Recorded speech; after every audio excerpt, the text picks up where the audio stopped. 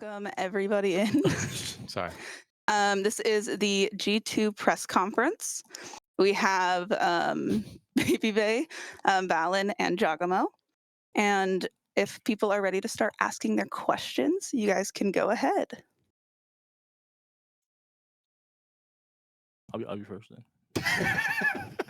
Break the ice. Let me see. I don't think they have raise your hand in this one, like the zoomies. Why am I so white? That's my We can question. go. I'm so white. There's a light over there. Like, bro, I need to get some sun, man. It's like Zoom. Okay, I think we're gonna go have Esports Insider go first. Hi everyone. Happy New Year, first of all. Happy New Year. My question goes to Valen, and Baby we can add on it as well. Valen, Baby came in to fill Leaf's spot earlier, and he's now part of the starting lineup in place of Shonabi, right? The 2025 season was amazing for the team overall. So, what was the reason behind these changes, if you can share? I mean, for us, we're always looking for small ways to improve as a team. I would say this offseason was a hectic one and something that wasn't something that was really expected. I think everyone can attest to that. It was something that was very just in the moment decision. And we thought Andre could bring in a unique perspective for us that we haven't had at these international events, which is just the mental side of the game, in the game. And we saw our increase of performance when we played with him in stage 2 when Leaf was gone. And I'm sure everyone remembers those moments. Everyone was playing lights out. Everyone was talking about, oh, wow, G2 looks revitalized with Baby Bay. And so we wanted to try to sprinkle that in going into 2026 with him being on the starting roster because he still got it. Like, he's still really highly skilled in his own way. He's unique as a player. He's not someone that you can just expect how he plays. Like, he hasn't been in the league. Everyone knows that Baby Bay in the past was one of the strongest mechanical players in Valorant. And so we're going to put him on a role that he fits, maybe unconventionally in, but he's learning really well and becoming, like, the best way I can put it is he's just becoming his own unique player. Like, you have to deal with Baby Bay when you play against G2. And that's the best way I can put it without going into too much. And also, like I touched up on the mental side. So, yeah, I mean, last year was great, but also it wasn't at times. We failed pretty bad at champs. I think we all took that on the chin pretty hard. I would say Toronto, we got a top 4, but if we critique ourselves, like, we had to make a 3-11 comeback to even get in the top 4. Like, we had to make a miracle happen in that game to even get in that position. It still wasn't enough. We got out early. We're looking for a way that maybe we can try to get that first place. And maybe this isn't the answer. Maybe it is. But we feel like it's a right direction for our team. And yeah, it was a hard decision, but we'll see how it plays out. Yeah, definitely. Great vibes. Very true. Baby, would you like to add something to it? And also, how does it feel to be back to Valorant esports on a more regular basis now, as a player?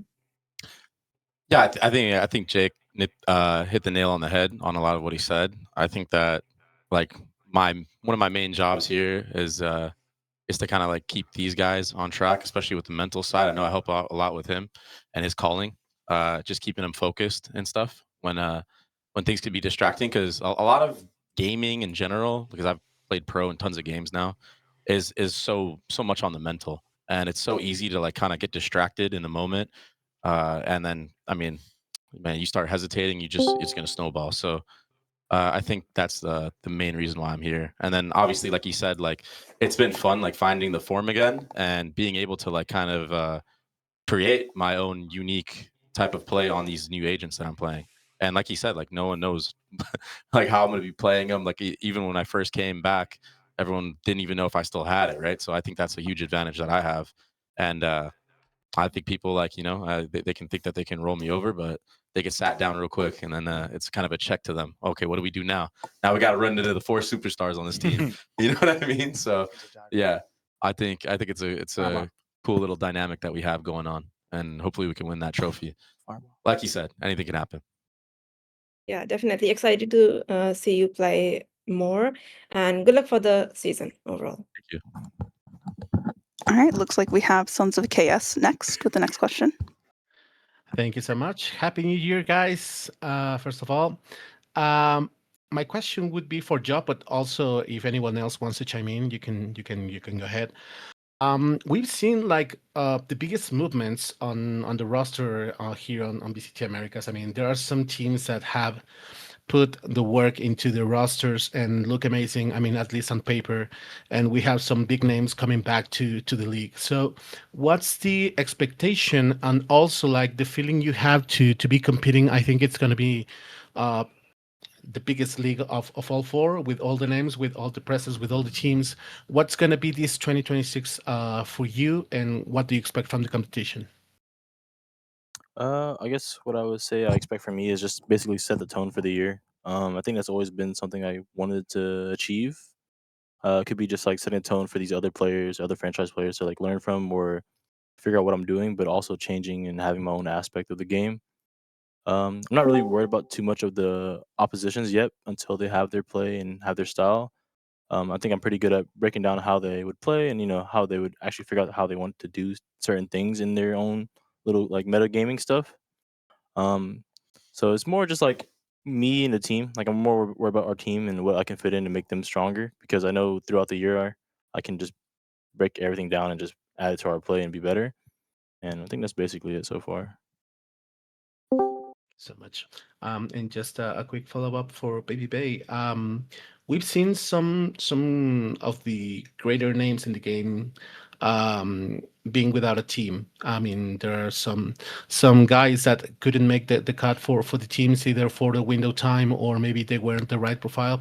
But we've been seeing some rookies like stepping in the teams and being forming Valorant because a lot of people came from CS and then jumped to Valorant and now there are guys that completely form in Valorant. So do you think we're on the verge on a generational change in the game?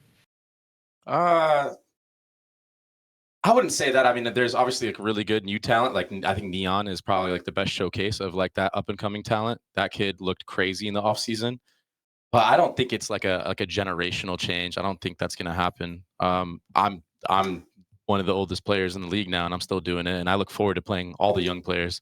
So whenever Neon's ready, I look forward to play it against him. It kind of like keeps me going too, like to see if I can sit them down, you know. And I feel like more times than not, when I am up against some of the rookie guys, I think like I get in their head a lot. So, or at least I like to think I do. Maybe that's my own little narrative I got going on, but yeah, I think it's fun taking that challenge on, no matter what, and not too scared of who we play against. But yeah, I think that if you're good, you're going to be in the league. You know what I mean? Not that there's not good players that aren't in it, but you should be in the league if you're good enough. Thank you so much, and best of luck for the season, guys. Thank you. All right, our next question comes from Zobi. Yes, hello, Sierra or Zobi here. This question can go to really anybody. Obviously, there's the running joke that you guys have not lost on American soil in a very long time since you also won in the offseason versus Red Bull Homeground. So I was just curious then for this offseason, what do you think were the big takeaways or differences in what you learned from competing and winning Red Bull Homeground to then going to the Radiant Invitational and having a little bit bumpier of a journey there? I mean, BO1s just are True. tough. Like we had to do it at Red Bull. We got upset by Zeta, played him in a BO3 and mopped him.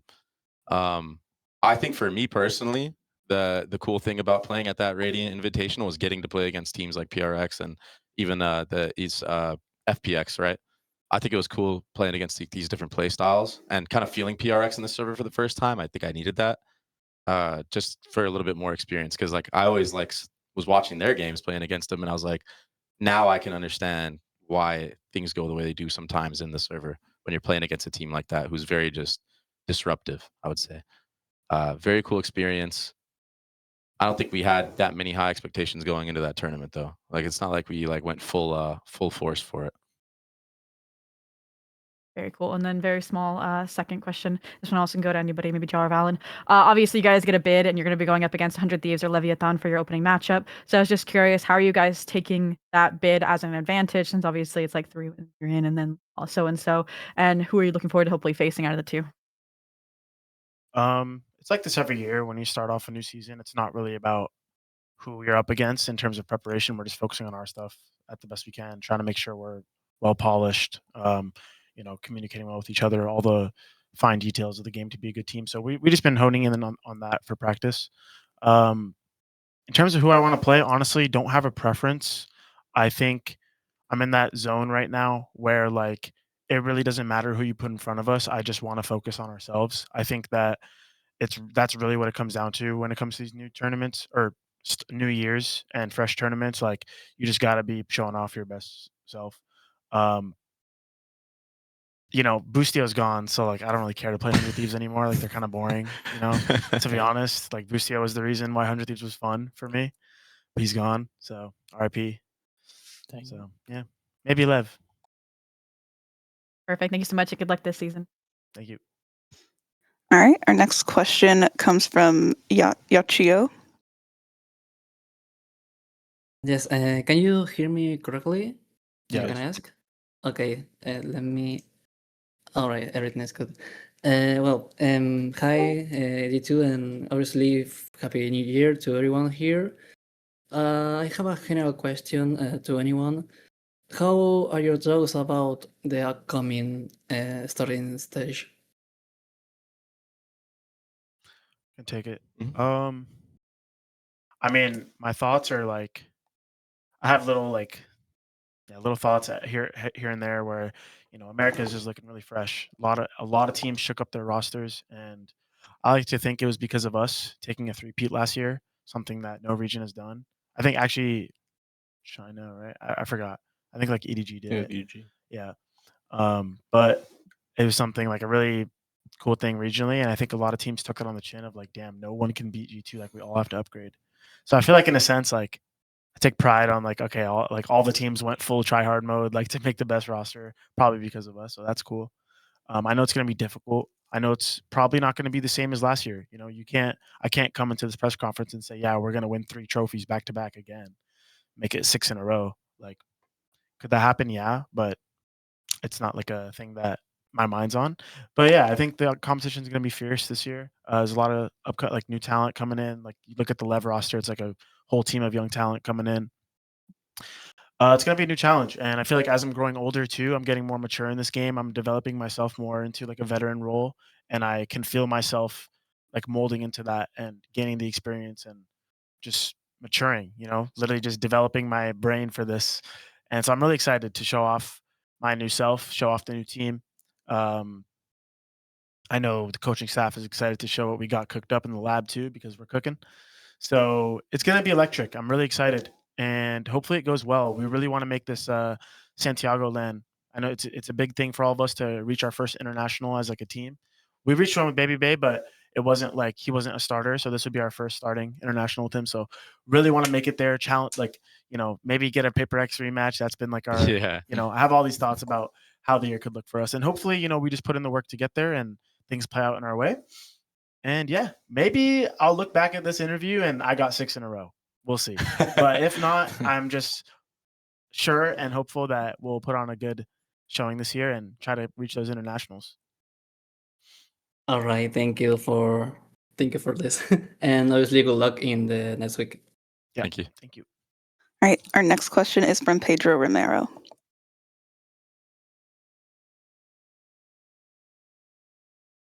Yes, mic check. Can y'all hear me? Yep. I appreciate that. Pedro Romero, independent journalist. Likewise, good to see you guys again in this new year, and hopefully we can see a continuation of this one from the domestic side. This question goes into general for any one of you guys who would like to answer in regards to like the teams that are going to be entering the server for this season, and plenty of people are looking at like the likes of MIBR and RG as those that are in the hunt with you guys in winning the domestic titles for this year. It's so much so to the point in which they've kind of viewed them as much better than you guys, where you guys at right now. I just want to ask for you guys as to your perspective as to, the attention towards those other teams and the potential of them maybe surpassing you in this year. And, what are your thoughts about them, and how do you look at the perspective in that aspect? I think I can speak for my whole team when we say that we accept any challenge, and if anything, it just makes us better. Like It's exciting. it's exciting, and to be very honest, I feel like last year we weren't challenged enough to like get better. You see these other leagues like very back and forth challenging. They have a lot of top teams, and those leagues are winning. I mean, honestly, all the leagues are winning because it's like very back and forth. But like you see, APAC is developing. Like almost all their teams are really good, right? So I'm down for teams to get better. Attention wise, don't give a shit. Like we're talking about, oh, people are speculating this team might be better than G2. Whatever. It's all just talk. Like it literally doesn't matter. No one has even played a match yet. So like we've seen this in the past so many times of people talking about super teams, talking about new developer rosters they haven't played yet. It's all just like for the buzz and for the fun before the season builds up. But like to be honest, we don't know. And that's what it's exciting about it. Like, is MIBR going to live up to the hype? Yes, no. Like, that's what's fun. Are they going to be better than G2? Like, sure. But when I'm trying to train or we're trying to train to go play a match versus 100 Thieves or Lev, like, I don't think a single one of us looked at that and been like, oh, dude, they think they're better than us. No. What the hell? Like, it's all just noise. We've been talking about that since the beginning. It's all noise. And there's always going to be noise for us. I already know what the narrative is going to be this year. Oh, G2 won 3 in a row. They brought in Baby Bay. They lost this match. Like, I can predict it all. It's all just, yeah. It's we've gotten skills of just like trying to tune out this because it's not helpful. So yeah, we're just gonna continue grinding like nothing matters.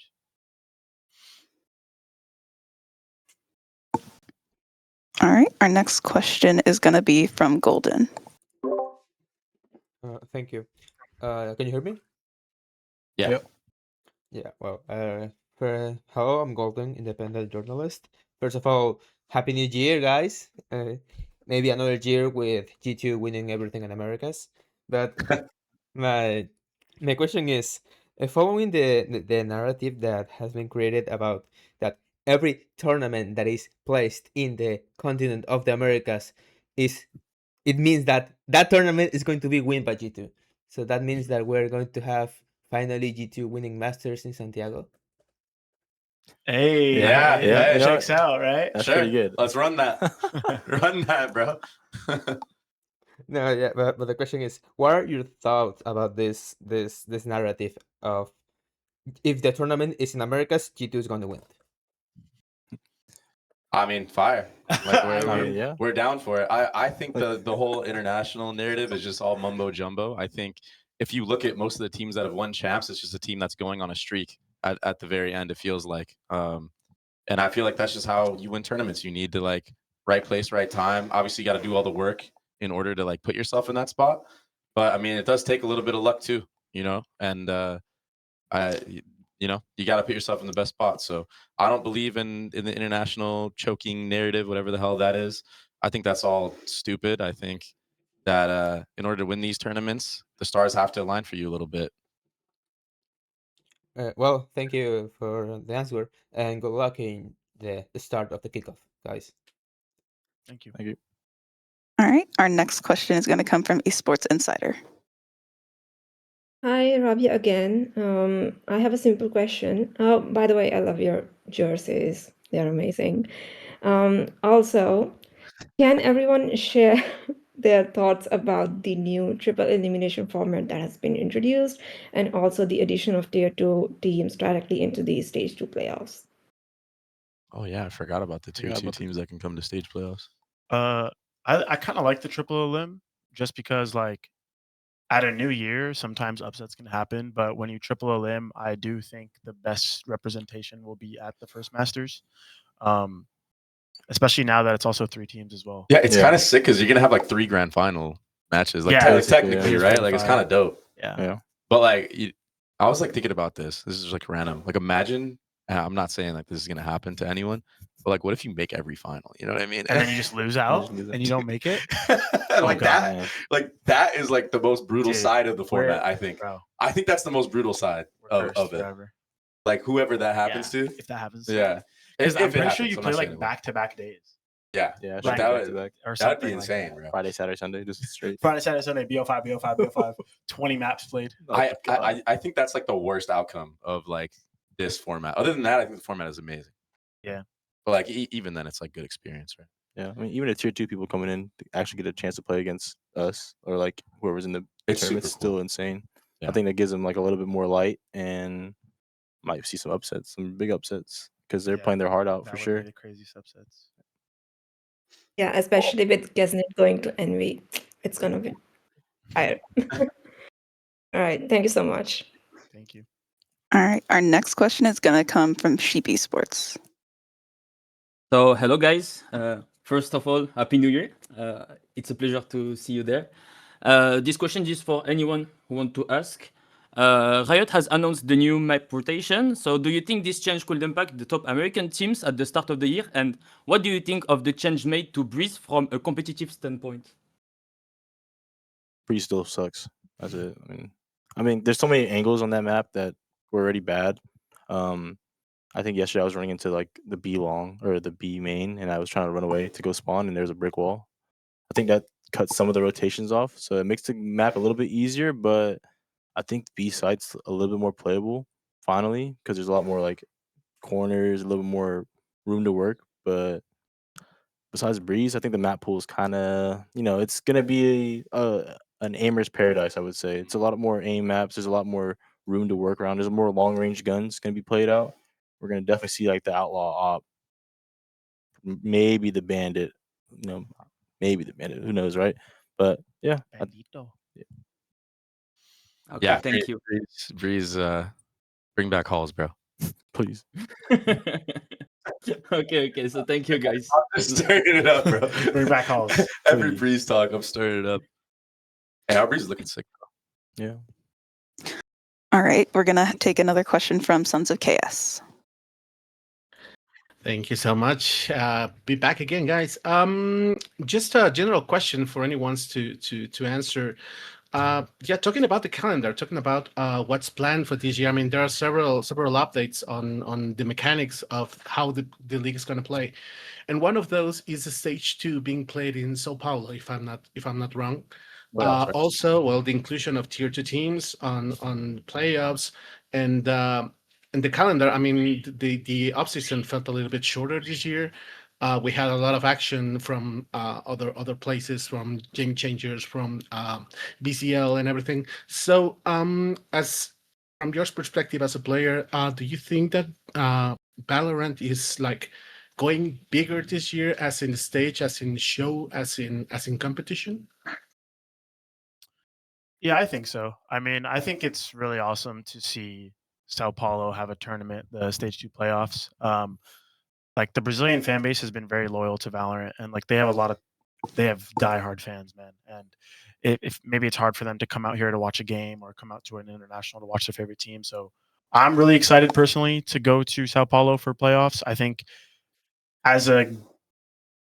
all my teammates, like anyone probably in the league, is always excited to travel to play the game. That's kind of like why you do it. Playing at home 24/7 kind of sucks. So it is exciting to have that chance to play in Sao Paulo. And personally, the last time I was in Sao Paulo, I ended up winning. So we'll see if that plays out again. We wish the best of luck for you guys. Thank you. Thank you. All right, that is going to conclude our G2 press conference. Is there anything you guys would like to add? Just thank you for the questions and all the fans. All right, thank you guys so much. Thank you. Thank you.